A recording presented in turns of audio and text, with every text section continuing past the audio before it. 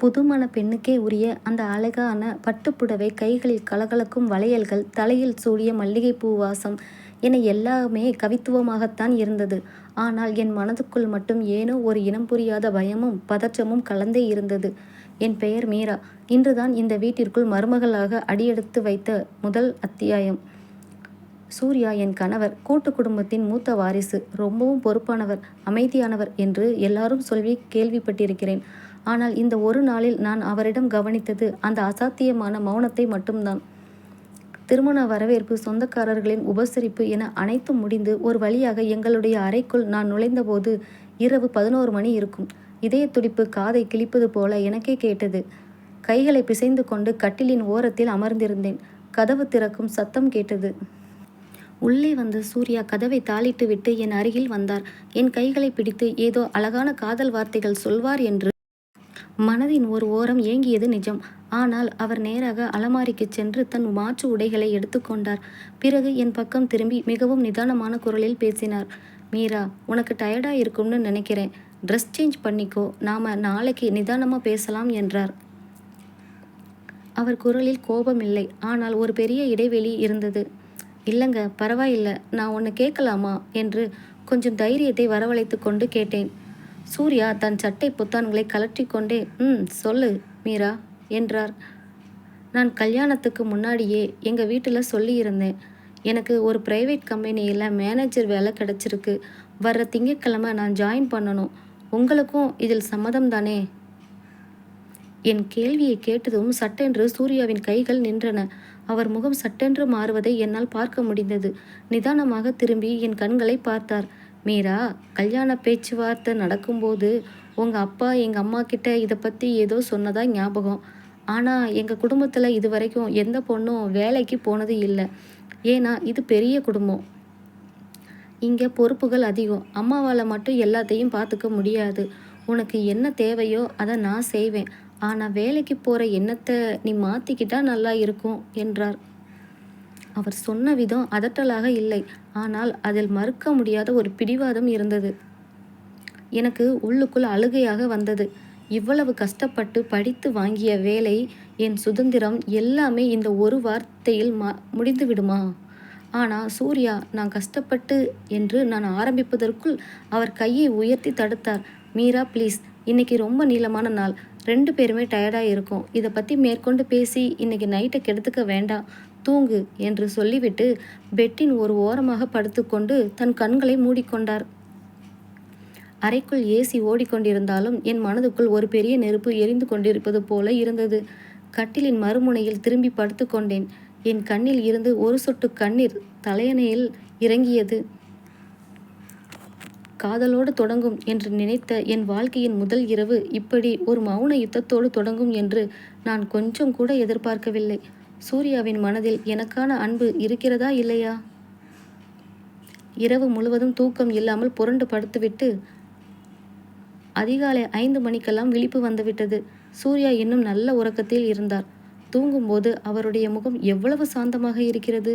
நேற்று இரவு ஏன் அப்படி பேசினார் என்று யோசித்து கொண்டே பட்டுப்புடவையை மாற்றிவிட்டு ஒரு சாதாரண புடவைக்கு மாறிக்கொண்டு கீழே இறங்கினேன். வீடே நிசப்தமாக இருந்தது. கூட்டு குடும்பம் என்பதால் சமையலறை அசுர வேகத்தில் இயங்கும் என்று நினைத்தேன். ஆனால் நான் மட்டுமே முதலில் வந்திருந்தேன். என்ன செய்வது என்று தெரியாமல் நின்று கொண்டிருந்த போது சூர்யாவின் அம்மா, அதாவது என் மாமியார் அலமேலு அம்மாள் உள்ளே வந்தார். என்ன மீரா, புது பொண்ணு, அதுக்குள்ளே எழுந்துட்ட? இன்னும் கொஞ்ச நேரம் தூங்கி இருக்கலாமே என்றார் அன்பான குரலில். பரவாயில்லைங்க அத்தை, பழக்கம்தான். நான் ஏதாவது உதவி பண்ணட்டுமா என்றேன். சரி, காப்பி தூள் டப்பா அங்கே இருக்கு, காப்பி போடு. இந்த வீட்டு ஆம்பளைங்களுக்கு காலையில் காப்பி ஸ்ட்ராங்காக இருக்கணும். சூர்யாவுக்கு சர்க்கரை கம்மியாக இருக்கணும், பார்த்துக்கோ என்று சொல்லிவிட்டு அவர் பூஜை அறைக்கு சென்றார். எனக்கு கை கால்கள் நடுங்க தொடங்கின. என் அம்மா வீட்டில் ஃபில்டர் காப்பி போடுவது எல்லாமே அம்மா தான். எனக்கு காப்பி போட தெரியும், ஆனால் இந்த வீட்டு முறைப்படி எப்படி போடுவது? சூர்யாவுக்கு பிடிக்கவில்லை என்றால் நேற்று இரவு நடந்த சம்பவத்திற்கு பிறகு இது இன்னும் பெரிய பிரச்சனையாகிவிடுமே என்று பயந்தேன். டிகாஷன் பில்டரை கையில் வைத்துக்கொண்டு நான் தடுமாறி கொண்டிருந்த போது பின்னால் ஒரு சத்தம் கேட்டது. காப்பி தூள் 2 ஸ்பூன் போதாது மீரா, 3 ஸ்பூன் போடு, அப்போதான் டிகாஷன் திக்கா வரும். திடுக்கிட்டு திரும்பி பார்த்தேன். சூர்யா தூக்க கலக்கத்தோடு கைகளை கட்டிக்கொண்டு சமையலறை வாசலில் நின்று கொண்டிருந்தார். நான் அமைதியாக அவர் சொன்னபடியே செய்தேன். அவர் மெதுவாக என் அருகில் வந்தார். மாமியார் பூஜை அறையில் மணியடித்து கொண்டிருக்கும் சத்தம் கேட்டதால் சமையலறைக்குள் எங்கள் இருவரின் குரல் மட்டுமே கேட்டது. நேற்று நைட்டு நான் அப்படி பேசுனது உனக்கு வருத்தமாக இருக்கும்னு தெரியும் மீரா. ஆனால் இந்த வீட்டோட சூழ்நிலை அப்படி. நான் உன்னை விடமாட்டேன், ஆனால் எல்லாரையும் அனுசரித்து போகணும் என்று ரகசிய குரலில் சொன்னவர் சட்டென்று டப்பாவில் இருந்த சர்க்கரையை எடுத்து நான் போட்ட காபி கப்பில் 1 ஸ்பூன் மட்டும் போட்டார். இது எனக்கு, மீதி இருக்கிற கப்ஸில் 2 ஸ்பூன் போடு என்று சொல்லிவிட்டு என் முகத்தை பார்த்து லேசாக புன்னகைத்தார். அவர் புன்னகையில் நேற்று இரவின் கசப்பு அப்படியே மறைந்து போவது போல இருந்தது. வெளியில் பிடிவாதமாக இருந்தாலும் உள்ளுக்குள் இருக்கும் இந்த சின்ன சின்ன அக்கறை என் மனதை ஏனோ வருடியது. எல்லோருக்கும் காபி கொடுத்து முடித்தோம். சூர்யா காபியை குடித்துவிட்டு, காபி சூப்பர்மா என்று தன் அம்மாவிடம் சொன்னார். ஆனால் கண்கள் என்னைத்தான் பார்த்தன. என் முகத்தில் ஒரு வெக்க புன்னகை. காபி குடித்து முடித்ததும் அலமேலு அத்தை எல்லாரையும் ஹாலுக்கு அழைத்தார். சூர்யாவின் தம்பி, தங்கை மற்றும் வீட்டில் இருந்த மற்ற சொந்தங்களும் வந்தனர். அத்தை தன் இடுப்பில் இருந்த ஒரு பெரிய சாவி கொத்தை எடுத்தார். இது இந்த வீட்டின் முக்கிய அலமாரிகள் மற்றும் சொத்துக்கள் இருக்கும் அறையின் சாவி. மீரா, இங்க வாமா என்று கூப்பிட்டு என் கையை நிமிர்த்தி அந்த சாவி கொத்தை என் கையில் வைத்தார். இந்த வீட்டு மூத்த மருமக நீதான். இனிமே இந்த வீட்டோட லட்சுமியும் நீதான். இந்த சாவியை நீதான் பத்திரமா பார்த்துக்கணும். இது வெறும் சாவி இல்லை, இந்த வீட்டோட கௌரவம் என்றார் கம்பீரமாக. எனக்கு ஒரு பக்கம் பெருமையாகவும் இன்னொரு பக்கம் பயமாகவும் இருந்தது. சூர்யா என்னை பெருமிதத்தோடு பார்த்தார். அப்போது சோபாவில் அமர்ந்திருந்த சூர்யாவின் அத்தை மங்கம்மாள் முகத்தை சுளித்து கொண்டு பேசினார். என்ன அண்ணி, வந்த உடனே சாவி கொத்த கையில் கொடுத்துட்டீங்க? இன்னும் அவளை பற்றி நமக்கு முழுசாக தெரியாது, அதுக்குள்ளே இவ்வளோ பெரிய பொறுப்பா என்றார் குத்தலாக. ஏன் மருமகளை பற்றி எனக்கு தெரியும் மங்கம்மா என்று அலமேலு அத்தை சப்போர்ட் செய்தார். நான் அந்த சாவியை வாங்கி கொண்டு என் அறைக்கு சென்று பத்திரமாக அலமாரியின் உள்ளே வைத்து பூட்டினேன். மதியம் சமையல் வேலைகள், விருந்தினர்கள், உபசரிப்பு என பரபரப்பாக கழிந்தது. மாலை நேரம் நான் சூர்யாவுடன் வெளியே செல்வதற்காக தயாராகி கொண்டிருந்தேன். புடவையை சரி செய்துவிட்டு அத்தையிடம் சொல்லிவிட்டு போகலாம் என்று அலமாரியை திறந்து சாவியை எடுக்கப் போனேன். என் நெஞ்சு அப்படியே நின்றுவிட்டது போல இருந்தது. அலமாரியில் நான் வைத்த இடத்தில் அந்த சாவி கொத்து இல்லை. அலமாரி திறந்து கிடந்தது. சுற்றிலும் தேடி பார்த்தேன், எங்குமே இல்லை.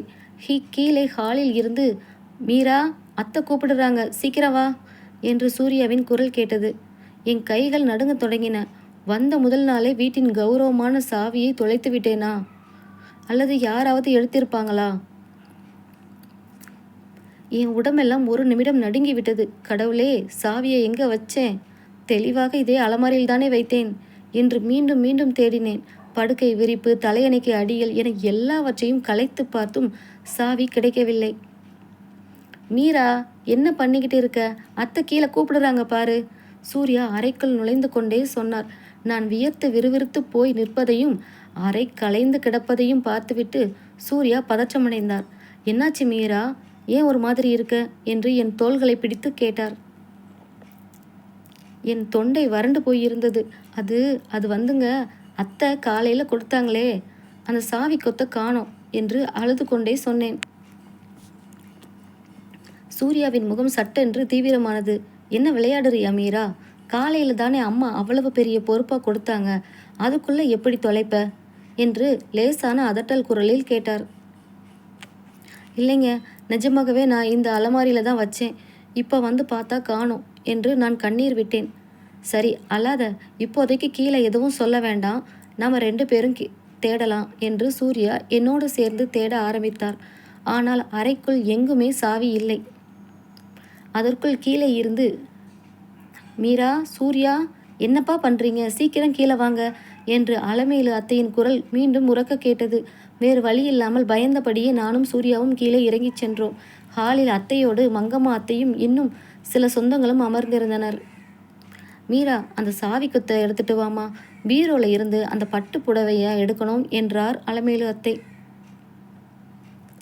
நான் அப்படியே சிலையாக நின்றேன்.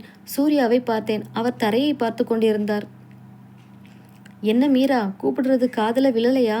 சாவி கொத்தை எடுத்துட்டு வா என்றார் மங்கம்மாத்தை காரசாரமாக.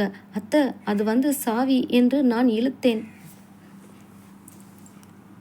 என்ன சாவி? சாவியை எங்க வச்ச? மங்கம்மா அத்தை சோபாவில் இருந்து எழுந்து என் அருகில் வந்தார். சாவி கொத்தை காணோம் அத்தை, ரூம் முழுக்க தேடி பார்த்துட்டேன் என்று தலையை குனிந்து கொண்டு சொன்னேன். ஹாலே ஒரு நிமிடம் அமைதியானது. அலமேலு அத்தையின் முகம் சுருங்கியது. மங்கம்மா அத்தைக்கு இதுதான் சாக்கு என்பது போல கைகளை கொட்டி பேச ஆரம்பித்தார். பார்த்தீங்களா நீ, நான் அப்போவே சொன்னேன், வந்த முதல் நாளே இவ கையில் சாவியை கொடுக்காதீங்கன்னு. இவளுக்கு இந்த வீட்டோட கௌரவம் என்னன்னு தெரியுமா? பொறுப்பில்லாத பொண்ணு. இப்போ சாவியை யார்கிட்டையாவது கொடுத்துட்டு தொலைச்சிட்டேன்னு நாடகம் ஆடுறாளோ என்னவோ என்று கொச்சைப்படுத்தி பேசினார். மங்கம்மா, வாயை மூடு, அலமேலு அத்தை சத்தமிட்டார். பிறகு என் பக்கம் திரும்பி, மீரா, இது விளையாடுற விஷயம் இல்லை, ஒழுங்கா யோசிச்சு பாரு, எங்க வச்ச என்றார். அவர் குரலில் கோபம் இல்லை என்றாலும் ஏமாற்றம் இருந்தது. அது என் மனதை இன்னும் ரணமாக்கியது. அண்ணி, நீங்கள் இவளுக்கு ரொம்ப இடம் கொடுக்குறீங்க. இவ வேலைக்கு போகணும்னு நேற்று நைட்டு சூர்யா கிட்ட சண்டை போட்டாலாம். வேலைக்கு போக விடலைன்னா இப்படித்தான் சாவியை தொலைச்சி பழி வாங்குவாளா என்று மங்கம்மாத்தை எரியும் நெருப்பில் எண்ணெயை ஊற்றினார். என் அண்ணி, சொந்தக்காரர்கள் எல்லாரும் என்னை ஒரு மாதிரியாக பார்க்க தொடங்கினர். நான் குற்றவாளி போல கூனி குறுகி நின்றேன். என் கண்ணீர் கன்னங்களில் வழிந்தோடியது. போதும் அத்தை, நிறுத்துங்க. திடீரென சூர்யாவின் கம்பீரமான குரல் ஹால் முழுக்க எதிரொலித்தது. எல்லோரும் சூர்யாவை பார்த்தனர். அவர் என் அருகில் வந்து நின்றார். மீரா இந்த வீட்டோட சாவிக்கு மட்டும் இல்லை, இந்த வீட்டோட கௌரவத்துக்கும் பொறுப்பானவள். அவள் வேணும்னே சாவியை தொலைக்கலை. ஒரு பொருளை வச்ச இடம் மாறுறது சகஜம்தான். அதுக்காக அவள் குணத்தையே தப்பாக பேசுகிறத நான் அனுமதிக்க மாட்டேன் என்று எல்லோர் முன்னிலையிலும் எனக்காக வக்காலத்து வாங்கி பேசினார். முதலில் என் கணவர் எனக்காக ஒரு பெரும் சுவராக நின்று சப்போர்ட் செய்த அந்த நொடி என் மனதில் அவர் மீது இருந்த காதல் பல மடங்கு உயர்ந்தது. சூர்யா மங்கம்மா அத்தையின் முகத்தை நேராக பார்த்து, அத்தை, மீரா ரூமில் மட்டும் இல்லை, இந்த வீட்டில் இருக்கிற மற்றவங்க ரூம்லையும் சாவி இருக்கான்னு தேடணும். ஏன்னா மீரா சாவி அலமாரில் வச்சதை இந்த வீட்டில் இருக்கிற யாரோ கவனிச்சிருக்காங்க. அவங்க தான் அதை எடுத்திருக்கணும் என்றார் அழுத்தமாக. சூர்யா அப்படி சொன்னதும் மங்கம்மா அத்தையின் முகம் சட்டென்று வெளுத்து போனது. அவர் கைகள் லேசாக நடுங்குவதை நான் கவனித்தேன். அப்போது சூர்யாவின் தங்கை திவ்யா மேலிருந்து ஓடி வந்தாள். அண்ணே, சாவி கிடைச்சிருச்சுன்னே என்றாள். எல்லாரும் திவ்யாவை பார்த்தோம். அவள் கையில் மங்கம்மா அத்தையின் ஹேண்ட்பேக் இருந்தது. அந்த பேக்கின் ஜிப்பை திறந்தபோது உள்ளே எங்கள் அறையின் சாவி கொத்து பளபளத்தது. ஹாலே ஸ்தம்பித்தது. ஹாலில் இருந்த எல்லோரும் அதிர்ச்சியோடு மங்கம்மா அத்தையை பார்த்தார்கள். தன் தவறு மாட்டிக்கொண்ட அவமானத்தில் அவர் முகமே கருத்து போய் நின்றாள். மங்கம்மா, என்னடி இது? அலமேலு அத்தையின் குரல் இந்த முறை கோபத்தில் நடுங்கியது. புதுசாக வந்த மருமகளை பழிவாங்க இந்த வீட்டோட கௌரவமான சாவியையே திருடி அவ பேக்கில் வச்சிருக்கா பாரு. என் மருமகளை பற்றி தப்பாக பேச உனக்கு எப்படி மனசு வந்தது என்று அத்தை சத்தம் போட மங்கம்மா அத்தை எதுவும் பேச முடியாமல் தலை குனிந்து நின்றாள். இனிமே இந்த வீட்டு விஷயத்தில் நீ தலையிடக்கூடாது மங்கம்மா, ஒழுங்கா உன் ஊருக்கு கிளம்புற வழியை பாரு என்று அலமேலு அத்தை கராராக சொல்லிவிட்டார். பிரச்சனை முடிந்து சாவி என் கைக்கு வந்தாலும் என் மனதிற்குள் ஏற்பட்ட காயம் ஆறவில்லை. எல்லோர் முன்னிலையிலும் நான் ஒரு திருடி போல, பொறுப்பில்லாதவள் போல நின்ற அந்த நிமிடங்கள் என் நெஞ்சை அடைத்தது. எனக்கு யாரிடமும் பேச பிடிக்கவில்லை. சூர்யா எனக்காக பேசினாலும் இந்த வீட்டில் எனக்கான சுதந்திரமும் மரியாதையும் இவ்வளவுதானா என்ற கேள்வி என் மனதை வாட்டியது. அன்று மாலையே, அத்தை, நான் ஒரு 4 நாள் எங்கள் அம்மா வீட்டுக்கு போயிட்டு வர்றேனே என்று அழுது கொண்டே கேட்டேன்.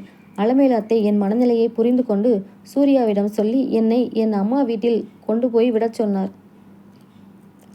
காரில் வரும்போது சூர்யா என்னிடம் பேச முயற்சி செய்தார். மீரா, சாரி, எங்கள் அத்தை அப்படி பண்ணுவாங்கன்னு நான் எதிர்பார்க்கல.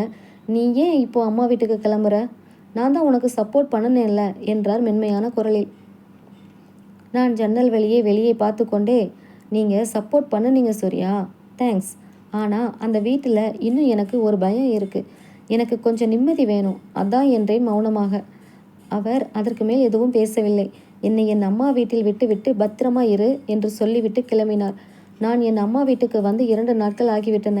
அம்மாவிடம் புகுந்த வீட்டு பிரச்சனைகளை சொல்லி அவர்களை வருத்தப்பட வைக்க வேண்டாம் என்று அமைதியாகவே இருந்தேன். ஆனால் என் மனம் முழுக்க சூர்யாவின் நினைவாகவே இருந்தது. அவர் சமையலறையில் எனக்கு தெரியாமல் காபி சர்க்கரையை குறைத்த அந்த அழகான விதம், எல்லோர் முன்னிலையிலும் எனக்காக குரல் கொடுத்த அந்த வீரம் எல்லாமே என் மனதிற்குள் ரீவைண்ட் ஆகி கொண்டே இருந்தது. அவர் என்னை மிஸ் பண்ணுவாரா? எனக்கு ஒரு ஃபோன் கூட செய்ய மாட்டேங்கிறாரே என்று என் ஃபோனை பார்த்து கொண்டே இருந்தேன். அதே நேரத்தில் அங்கே சூர்யாவின் வீட்டிலோ, சூர்யா ஆஃபீஸிலிருந்து களைப்பாக வீட்டுக்கு வந்தார். படியேறி எங்கள் அறைக்குள் நுழைந்தவருக்கு ஏனோ அந்த அறை சூனியமாக தெரிந்தது. அலமாரி பக்கம் போனார். அங்கு மீராவின் பட்டு புடவை மல்லிகைப்பூ வாசத்தோடு மடிப்புகள் கலைந்து இருந்தது. அதை கையில் எடுத்தவருக்கு மீராவின் ஞாபகம் நெஞ்சை அடைத்தது. அவள் கலகலவென வளையல் சத்தத்தோடு சிரித்தது, பயந்து போய் கைகளை பிசைந்து கொண்டு நின்றது என மீராவின் ஒட்டுமொத்த உருவமும் அவர் கண்ணுக்குள் வந்தது. மீரா இல்லாம இந்த வீடு இவ்வளவு வெறிச்சோடி போயிருக்கும்னு நான் நினைக்கல என்று தனக்குள்ளே சொல்லி கொண்டார். காபி குடிக்க கீழே வந்தபோது சர்க்கரை அதிகமாக இருந்தது. மீரா போட்ட காபி மாதிரி இல்லையே என்று சூர்யாவின் மனசு ஏங்கியது. காதலை வெளியே சொல்லத் தெரியாத அந்த பிடிவாதக்காரனின் நெஞ்சுக்குள் மீரா மீதான காதல் இப்போதுதான் அசுர வேகத்தில் வளரத் தொடங்கியது. 3ஆம் நாள் மாலை நான் என் வீட்டு வாசலில் சும்மா அமர்ந்திருந்தேன். அப்போது என் அம்மாவின் மொபைலுக்கு ஒரு ஃபோன் வந்தது. என் அம்மா ஃபோனை பேசிவிட்டு, மீரா, உன் மாமியார் வீட்டிலேருந்து பேசுகிறாங்கடி. வர்ற ஞாயிற்றுக்கிழமை உன் நாத்தனார் திவ்யாவுக்கு பொண்ணு பார்க்க வர்றாங்களாம். நீ தான் மூத்த மருமகள், எல்லாத்தையும் முன்னாடி நின்று செய்யணும்னு சூர்யாவோட அம்மா சொல்கிறாங்க. நாளைக்கே உன்னை சூர்யா வந்து கூட்டிட்டு போவாராம் என்றாள் அம்மா சந்தோஷமாக. எனக்கு ஒரு பக்கம் சந்தோஷமாக இருந்தாலும் மறுபக்கம் சூர்யாவை நாளைக்கு எப்படி எதிர்கொள்வது என்ற பதற்றம் தொற்றிக்கொண்டது. மறுநாள் காலை சூர்யா தன் காரில் எங்கள் வீட்டு வாசலில் வந்து இறங்கினார். வெள்ளை சட்டையும் ஜீன்ஸும் போட்டுக்கொண்டு அவர் கார் கதவை திறந்து இறங்கிய விதம் தமிழ் சினிமா ஹீரோ போல அத்தனை அழகாக இருந்தது. என் இதயம் வேகமாக துடித்தது. அவர் நேராக எங்கள் அம்மாவிடம் பேசிவிட்டு என் அறைக்கு வந்தார். என் பெட்டியை தூக்கி கொண்டே, கிளம்பலாமா மீரா என்றார். அவர் குரலில் இந்த முறை ஒரு கணவனுக்கே உரிய அதிகாரமும் அதே சமயம் ஒரு ஏக்கமும் கலந்திருந்தது. நான் அமைதியாக காரின் முன்சீட்டில் ஏறி அமர்ந்தேன். கார் கிளம்பியது. இருவருக்குள்ளும் மௌனம். கார் மெயின் ரோட்டிற்கு வந்ததும் சூர்யா காரை திடீரென ஒரு ஓரமாய் நிறுத்தினார். நான் புரியாமல் அவரை பார்த்தேன். சூர்யா என் பக்கம் திரும்பினார். அவருடைய கண்கள் நேராக என் கண்களை பார்த்தன. 3 நாளா ஒரு ஃபோன் கூட பண்ணலல்ல, அவ்வளவு பிடிவாதமா உனக்கு என்றார் கொஞ்சம் கோபமும் காதலும் கலந்த குரலில். நீங்க மட்டும் பண்ணுனீங்களா என்று நான் திருப்பி கேட்டேன். சூர்யா லேசாக புன்னகைத்து விட்டு தன் பாக்கெட்டிலிருந்து ஒரு கவரை எடுத்து என் மடியில் வைத்தார். இது என்ன சூர்யா என்று நான் அதை திறந்து பார்த்தேன். என் கண்கள் அகல விரிந்தன. அதில் நான் சேர ஆசைப்பட்ட அந்த பிரைவேட் கம்பெனியின் அப்பாயின்மெண்ட் ஆர்டர் இருந்தது. என் கண்களில் கண்ணீர் திரையிட்டது. அந்த அப்பாயின்மெண்ட் ஆர்டரை பார்த்ததும் சூர்யாவின் மீது எனக்கு இருந்த அத்தனை கோபமும் மனக்கசப்பும் அப்படியே கரைந்து போனது. சூர்யா, இது இது எப்படி உங்களுக்கு கிடைச்சது? நீங்கள் தானே வேலைக்கு போகக்கூடாதுன்னு சொன்னீங்க. என் குரல் உடைந்து போய் கேட்டேன். சூர்யா காரின் ஸ்டியரிங்கை பிடித்து கொண்டு நிமிர்ந்து பார்த்தார். அன்னைக்கு ராத்திரி நீ அழுதப்போ உன் கண்ணீரோட வலி எனக்கு புரியலை. ஆனால் நீ போனதுக்கு அப்புறம் இந்த 3 நாளில் இந்த வீடு எவ்வளோ வெறிச்சோடி போயிருக்குன்னு எனக்கு தான் தெரியும். உன் கனவை நான் ஏன் தடுக்கணும்னு தோணுச்சு. எங்கள் அம்மா கிட்டேயும் பேசி சம்மதம் வாங்கிட்டேன். ஆனால் ஒரு கண்டிஷன் என்றார். என்ன கண்டிஷன்? வேலைக்கு போகிறத விட இந்த குடும்பத்தோட பொறுப்புகளையும் சேர்த்து நீ கவனிக்கணும். உன்னால் முடியுமா? நான் எந்த யோசனையும் இல்லாமல் நிச்சயமாக முடியும் சூர்யா என்று சொல்லிவிட்டு அந்த அப்பாயின்மெண்ட் ஆர்டரை நெஞ்சோடு அணைத்து கொண்டேன். சூர்யா என்னை முதன்முறையாக அந்த காருக்குள் வைத்தே அன்போடு பார்த்தார். அதுவரை இருந்த அந்த பிடிவாதமான கணவர் மறைந்து என் வாழ்க்கையை வழிநடத்த வந்த ஒரு நல்ல நண்பராக அவர் தெரிந்தார். நாங்கள் வீட்டிற்கு திரும்பினோம். அத்தை என்னை வாசலிலேயே வரவேற்றார். அவர் முகத்தில் முந்தைய கோபத்திற்கு பதிலாக ஒரு மென்மையான புன்னகை இருந்தது. வா மீரா, உன்னால தான் அந்த மங்கம்மா திருந்தினா. வீட்டில் எல்லாருமே உன்னைத்தான் தேடினோம் என்றார். எனக்குள் ஒரு பெரிய நிம்மதி. அன்று மாலை நாத்தனார் திவ்யாவை பார்க்க மாப்பிள்ளை வீட்டார் வந்திருந்தனர். வீடு முழுவதும் களை கட்டி இருந்தது. நான் திவ்யாவிற்கு அழகாக மேக்கப் போட்டு அவளை மணமேடை அலங்காரத்தில் தயார் செய்தேன். திவ்யா என் கையை பிடித்து கொண்டு, அண்ணி, நீங்கள் வந்ததுக்கு அப்புறம்தான் எங்கள் வீட்டில் நிம்மதியே இருக்குது என்றாள். எல்லாம் நல்லபடியாக நடந்து கொண்டிருந்த போதுதான் திடீரென அந்த பிரச்சனை வெடித்தது. மாப்பிள்ளை வீட்டிலிருந்து வந்திருந்த அந்த பெரியவர், எல்லாம் சரிதான், ஆனால் இந்த வீட்டில் இருக்கிற மூத்த மருமக வேலைக்கு போகிறாங்களாமே.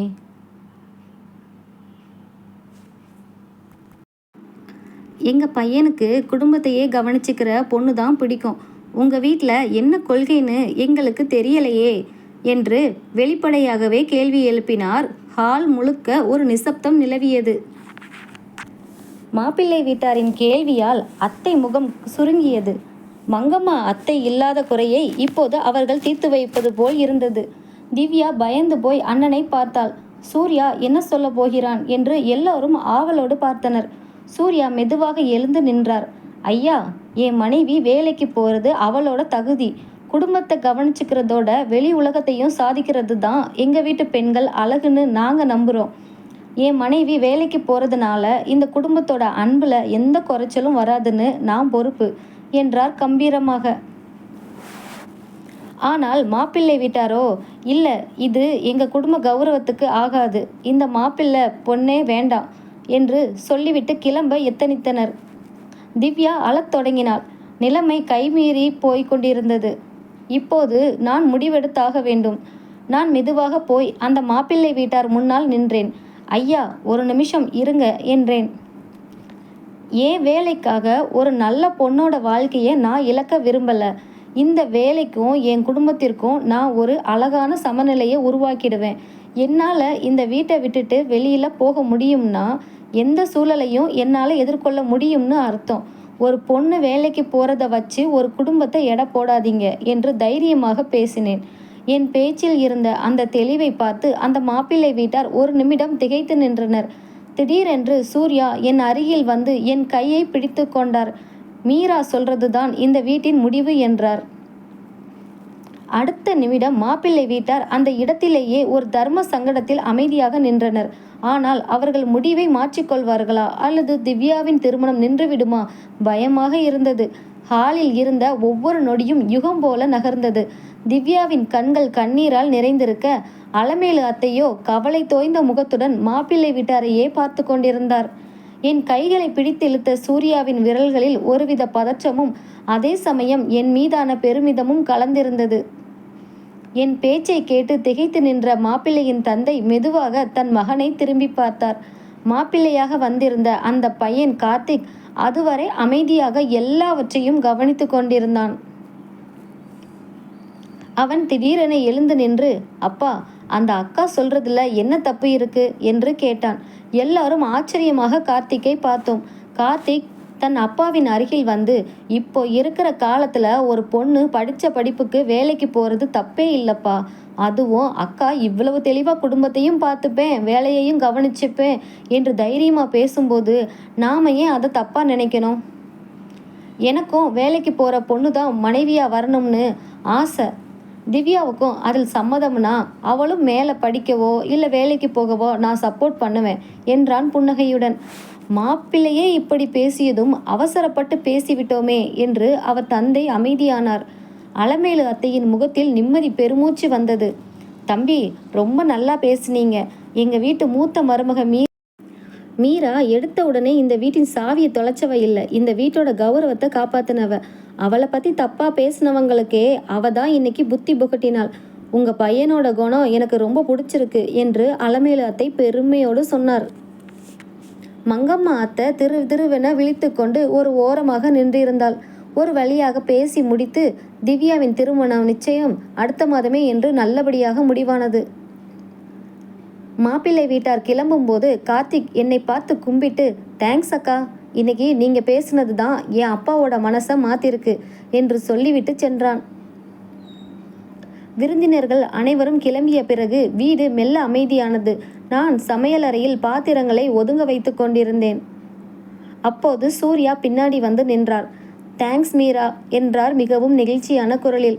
நான் திரும்பி, எதுக்கு சூர்யா என்றேன். இன்னைக்கு நீ மட்டும் பேசாமல் இருந்திருந்தா என் தங்கச்சியோட வாழ்க்கை என்னவாகி இருக்கும்னு தெரியாது. உன் சுயமரியாதையும் விட்டு கொடுக்காம எங்கள் குடும்பத்தோட கௌரவத்தையும் காப்பாற்றிட்ட. உன்னை என் மனைவியை அடைஞ்சதுக்கு நான் ரொம்ப பெருமைப்படுறேன் என்று சொல்லி சூர்யா மெதுவாக என் கைகளை பற்றி கொண்டார். அவருடைய கைகளின் வெப்பம் என் இதயத்திற்குள் ஏதோ ஒரு புது பரவசத்தை தந்தது. எல்லாம் நீங்கள் எனக்கு கொடுத்த தைரியம்தான் சூர்யா. நீங்கள் மட்டும் அந்த அப்பாயின்மெண்ட் ஆர்டரை என் கையில் கொடுத்து எனக்கு சப்போர்ட்டாக நிற்கலைன்னா என்னால் இவ்வளவு தைரியமாக பேசியிருக்க முடியாது என்று அவர் நெஞ்சில் சாய்ந்து கொண்டேன்.